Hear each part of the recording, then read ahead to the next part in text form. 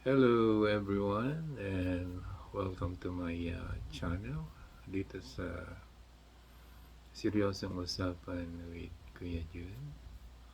Pero bago lahat, gusto ko muna kayong batiin ng isang magandang morning, good evening, nasan man kayo naroon. At sana nasa mabuti kayong kalagayan. At doon naman sa kapwa ko OFW,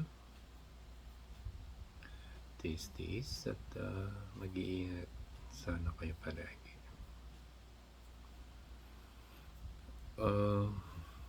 Kung napapansin nyo,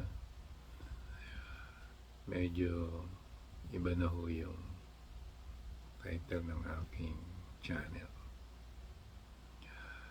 Nagpalito ako from Kwentuhan Kuya Jun to Seryosong Usapan with Kuya Jun. Yung unang title kasi, Kwentuhan Kuya Jun, baka kasi isipin ng ibang viewers na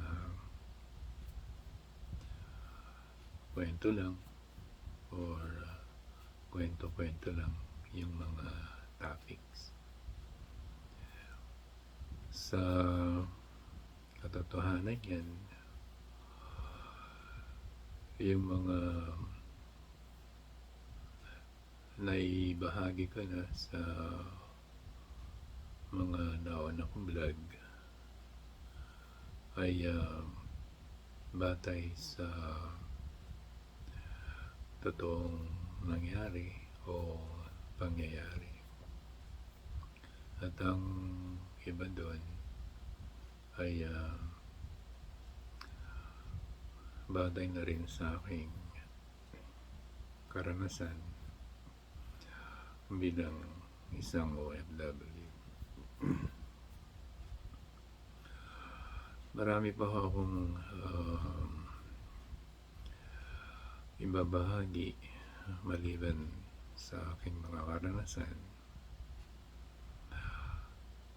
Ako'y patuloy na magpapaalala dun sa mga dapat natin paalalahanan at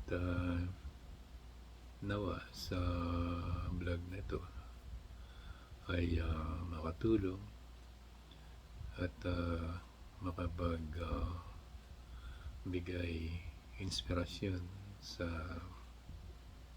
tinatahak nating buhay. Ang topic ko natin sa ngayon ay ang buhay Amerika. Sa kasalukuyan, nandito ho ako sa San Jose, California. At nais kong ibahagi kung ano ba ang Amerika at kung ano ba ang buhay dito sa Amerika. Sa aking pagbabahagi dito sa ating topic na ang buhay Amerika ay para naman magkaroon ng idea yung ating mga kababayan na nagbabalak din sapalaran dito sa Amerika upang sa ganun ay mapaghandaan naman nila kung sakasakali. Ang pagkakapunta ko dito sa Amerika ay biglaan lang na wala sa plano, hindi sinasadya, kumbaga. Nag-a-apply kasi ako na papuntang Japan. 2 beses akong na-deny sa pagkuha ko ng Japan visa. So, merong nakapag-advise sa akin na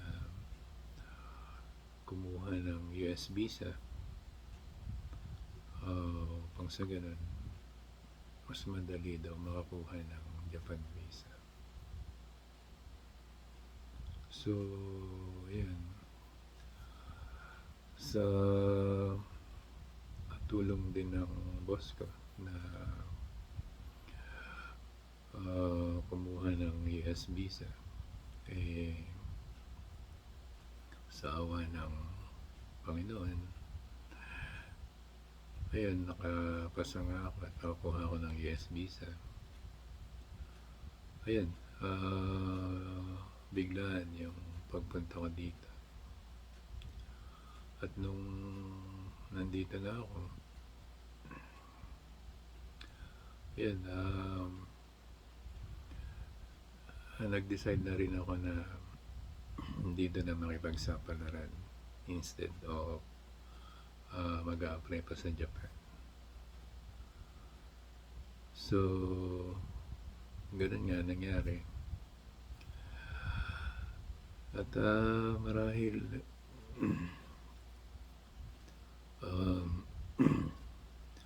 mapalad lang siguro ako dahil nung pangalawang araw ko pa lang dito ay may nakatulong sa akin na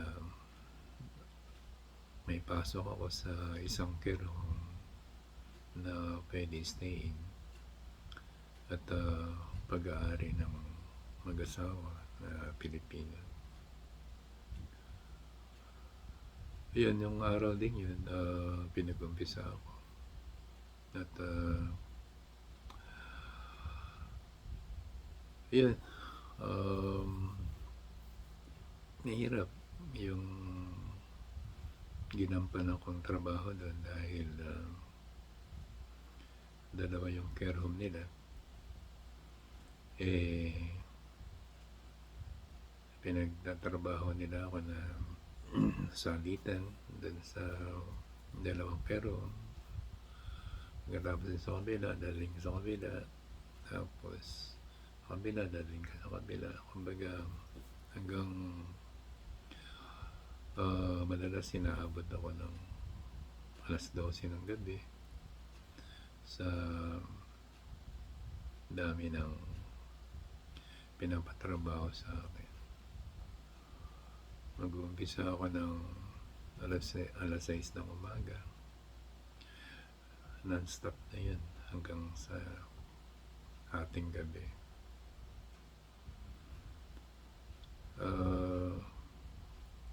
Nahirap. Pero wala kang choice eh. Kumbaga, kailangan mo magtiis. Yun yung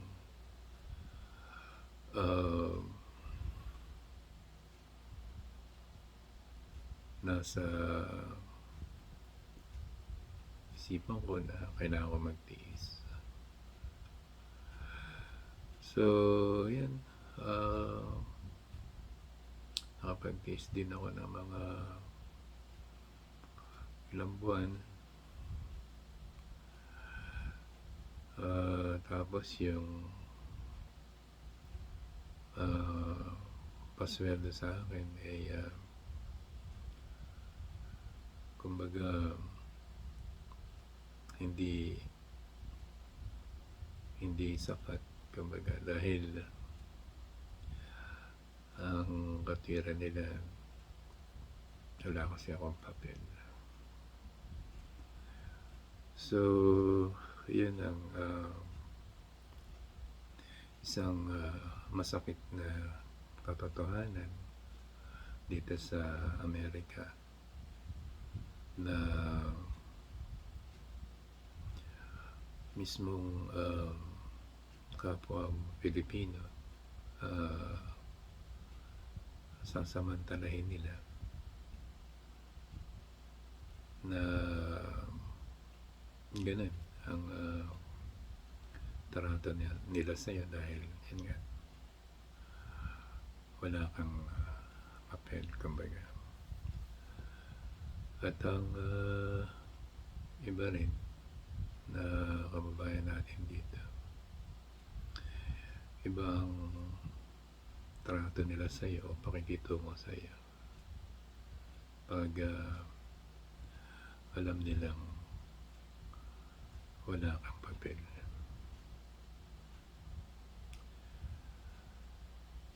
So yun, isa sa nakakalungkot,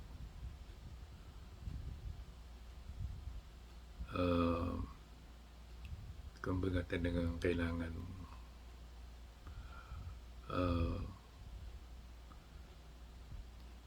gumawa ng sarili mong diskarte. Kung paano ka ba makakakuha ng green card. Yan, madalas sinasabi nila sa iyo, mag-asawa ka na lang ng citizen, pero hindi ka naman nila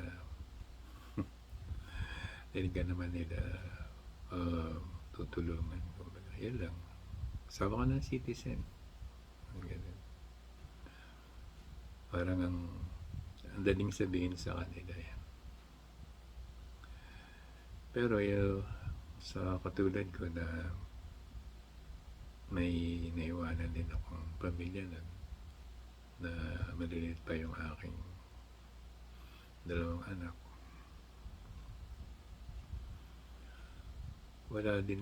wala sa isip ko na ganun mag-asawa ng citizen para lang magkapapel. Kasi nasa isip ko din, ayaw kong masira yung pamilya ko. So ayan, sa madalit sabi, paano ba ako nagkaroon ng papel?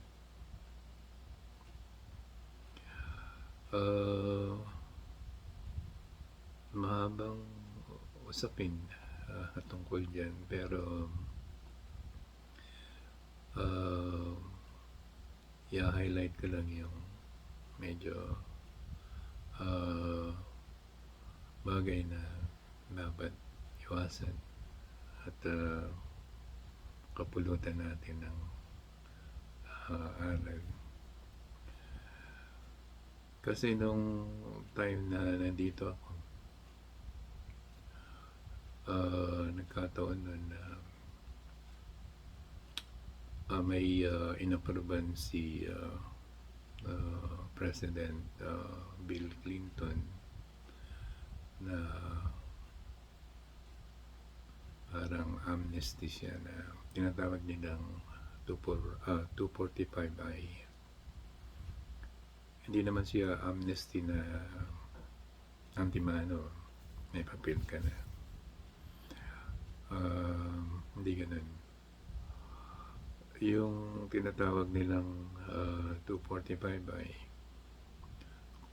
yung date na pinatupad yun, kung nandito ka na, hindi ka na pwedeng i-deport kahit na wala kang papel. Parang binigyan ka ng pagkakataon na ayusin mo yung papers mo para magkapapel ka. So,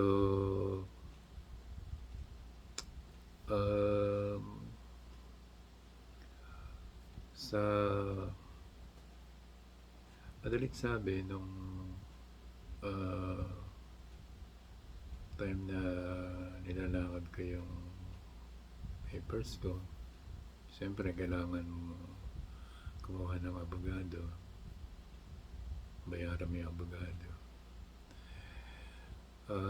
Yun ang isa sa masaklap na sa naging karanasan ko, kasi nung